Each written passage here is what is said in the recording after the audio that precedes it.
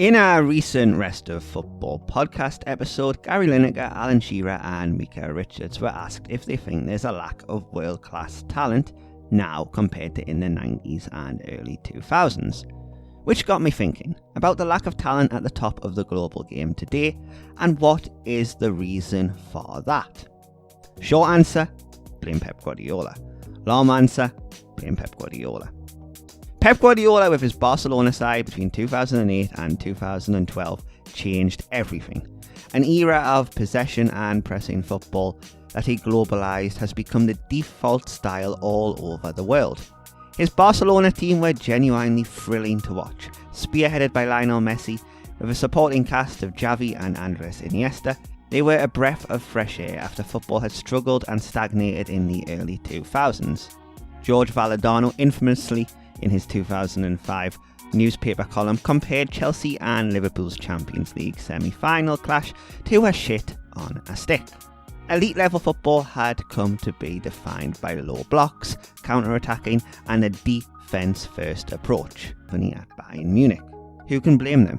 Guardiola is firmly in the conversation for the greatest manager ever. His football has defined a generation of players and coaches. The style of play has filtered down into academies and clubs at every level, all over Europe. Football clubs, regardless of their resources, want sweeper keepers, ball-playing centre-backs, inverted full-backs, technical midfielders, and versatile forwards. Tactical buzzwords like rest defence, overloads, have come to define the modern discourse. But football needs mavericks, personalities and individuality. It needs players that are bigger than the system. Jack Grealish is not a superstar, but at Aston Villa he was a maverick who lit up the Premier League with his dribbling, flair and creativity.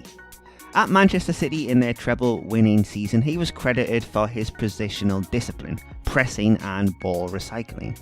He had arguably the best season of his career to date, but it left you cold. Is this what football has become? Turning one of your most exciting, thrilling players into a robot-like machine in a system.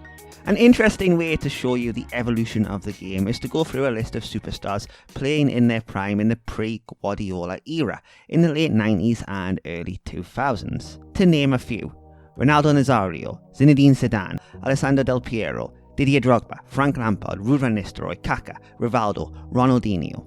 Even Cristiano Ronaldo and Lionel Messi would be outcasts today for their lack of off-ball work. The advancement of this Pep-like coaching has undoubtedly improved teams. The systemised nature of coaching has made good players better, but in doing that, the top-level talent is worse. And in my opinion, football is worse for it. As much as I love tactics and Guardiola and his brilliance, it's players like Ronaldinho and Zidane that made you fall in love with the sport. Their genius, the street style of football, the fact that you thought anything was possible at any moment, the freedom they had to express themselves on the pitch. It took your breath away. So let's hope football is cyclical and that the superstar will rise once again. Because as things stand today, the superstar is dead.